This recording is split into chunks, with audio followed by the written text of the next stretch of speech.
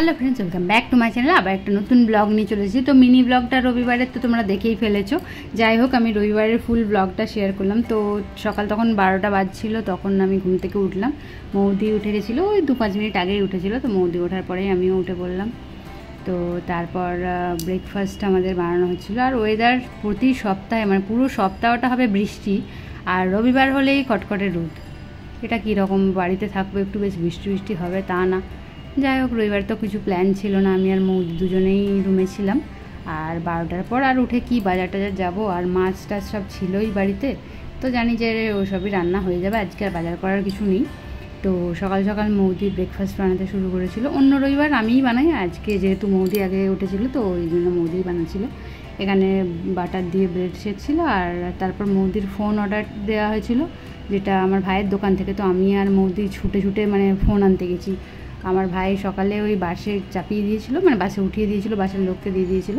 আর আমরা ওই 1টার দিকে গিয়ে বাস স্ট্যান্ড থেকে ওখানে ফোনটা বাস থেকে নামিয়ে নিয়ে আসলাম। আমাদের ওখান থেকে ডাইরেক্ট বাস, তো ওই বাস থেকেই আর কি নামিয়ে নিয়ে আসছিলাম ফোনটা। ওই জন্য ওয়েট করছিলাম। এই যে ভাই প্যাকিং ট্যাকিং করে দিয়ে পাঠিয়েছে। আর মৌদির অ্যাপেলের ফোন আছে, এটা আরেকটা অফিসের কাজের জন্য ফোন নিল, যেটা মোটরোলার ভাইয়ের দোকান থেকে নিয়েছিল। তো আমরা ওটাই আনবক্সিং করছিলাম। ছুরিতে ধারটার ছিল না, তাও ওটা দিয়েই চেষ্টা করছিলাম। তারপর ছুরি কাঁচি সমস্ত কিছু দিয়ে অবশেষে আনবক্সিং হলো। ফোনটা ভালোই ছিল, মোটরোলার একটা সেট ছিল চেরি রেড কালারের। তাড়াহুড়ো করে ঠিকঠাক মতো ব্রেকফাস্টও আমাদের করা হয়নি, ওই ব্রেড সেঁকতে সেঁকতেই আমরা ছুটেছি। তারপর চাও বানানো হয়নি। যাই হোক, ফোনটা 1টার দিকে নিয়ে এলাম। তারপর সব খাওয়া দাওয়া মানে ব্রেকফাস্ট আমরা কমপ্লিট করলাম। আর ফোনটা তো দেখতেই পাচ্ছ আনবক্সিং চলছে, অনেকক্ষণ ধরেই চলছে। আর অনেক কষ্টে ছিঁড়ে তাকে অবস্থা খারাপ করে কীভাবে আনবক্সিং করলাম দেখছেই তো। যাই হোক, তো সেটটা ভালোই ছিল, মৌদি ইউজ করছে তো ভালোই সব কিছু ঠিকঠাক। আর আমার ভাই যেহেতু ফোনের দোকান, ওই জন্য আর কি ওখান থেকেই অর্ডার দেওয়া হয়েছিল। অনলাইনের থেকে কিছুটা ডিসকাউন্টে পাওয়া যায়, তো ওই জন্যই ওখান থেকে নিয়েছিলাম। আর সেটটা মৌদি ডিসাইড করেছিল কোনটা কি নেবে, তো সেই ওয়াইজ ভাইকে পাঠিয়ে দিয়েছিলাম। আর আমাদের দোকান মানে ভাইয়ের দোকান মেনলি আমাদের যে বাপের বাড়ি জয়রামবাটি এরিয়া, তো ওইখানে। তো যাই হোক, আমরা অবশেষে ফোনটা আনবক্সিং করতে পারলাম। কালারটা খুব সুন্দর, চেরি রেড কালারের ছিল। আর 16,000 মতো অনলাইনে প্রাইস ছিল, তো তার থেকে কমেই পেয়েছে, মানে ডিসকাউন্টেই পেয়েছে। এই যে সেটটা দেখতে পাচ্ছ। তো মৌদি এখন ডেটা ট্রান্সফার করবে। আর ওই পুরনো ফোন যেটা মৌদির আরেকটা ছিল, সেটা আমার ভাইয়ের কাছে দিয়ে দেবে, মানে এক্সচেঞ্জ করে আর কি। তো অনলাইনেও এক্সচেঞ্জ হয়, এখানে দোকানেও এখন এক্সচেঞ্জের অফার চালু হয়ে গেছে। তো ওখান থেকে এক্সচেঞ্জ করে নিয়ে নেওয়া হচ্ছে আমাদের ফোনটা। তারপর আমি বানালাম চা, আর সাথে আমাদের ব্রেড তো ছিলই বানানো, বাটার দিয়ে শেকা ছিল। তো চা আর ব্রেড নিয়ে বসে পড়লাম দুজনে। তারপর কিছু বাড়ির জন্য অনেক কিছু অর্ডার দেওয়া ছিল, তো 3-4 রকমের আমরা ধূপ অর্ডার দিলাম ঠাকুরের পুজোর জন্য। তো এই ধূপগুলো স্মেল খুব সুন্দর, নানা রকমের ফ্লেভারের, ল্যাভেন্ডার ছিল আর অনেক রকম ছিল। তো খুব সুন্দর এসেছিল ধূপগুলো। আর তারপর একটা চিজের স্লাইস নিয়ে নেওয়া হয়েছিল। ময়দা বাড়িতেই ছিল, আটাও নিয়ে নেওয়া হয়েছে, যেহেতু মৌদি রুটি বানানোর চেষ্টা করবে বলেছে, তো রুটি খাওয়া হবে ওই জন্য।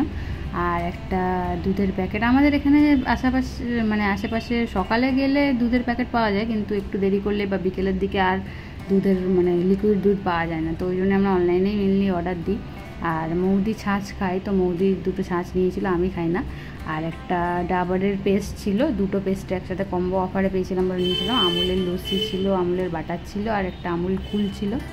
যেহেতু আমি ছাঁচ খাই না, তো আমি আমুল কুল খেয়েছি। আর আমরা একটা 5 কিলো চালের প্যাকেটও নিয়েছিলাম। তো এই সমস্ত কিছু আমাদের অর্ডার দেওয়া হয়েছিল ফ্লিপকার্ট থেকে, যেহেতু অফার দিচ্ছিলো ওই জন্য আর কি। আর দুজনে ছাঁচ টাছ খেয়ে নিয়ে আবার রান্না বসালাম।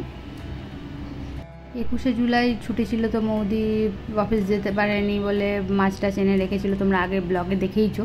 তো সেই 2 কিলো মতো মাছ এনে রেখেছিলো, তো সেই মাছই আমাদের পুরো 1 সপ্তাহ চললো। আর লাস্ট 4 পিসই পড়েছিল। তো রবিবার আমরা সেটাই মাছের একটা কালিয়া টাইপের বানিয়েছিলাম। আমি ভাত টাত বানিয়েছিলাম, জোগাড় করেছিলাম। মৌদি এখানে মাছের কালিয়া নিজেই বানিয়ে নিয়েছে। এখানে পুরো ভিডিওটা আমি কভার করতে পারিনি, মানে পুরোটা রেকর্ড করা হয়নি। তো যতটুকু রেকর্ড করা হয়েছে মোটামুটি একটা প্রথমে বেরেস্তা মতো একটু ভেজে রেখা হয়েছিল পেঁয়াজগুলোকে, আর মাছটা তো ভাজাই ছিল।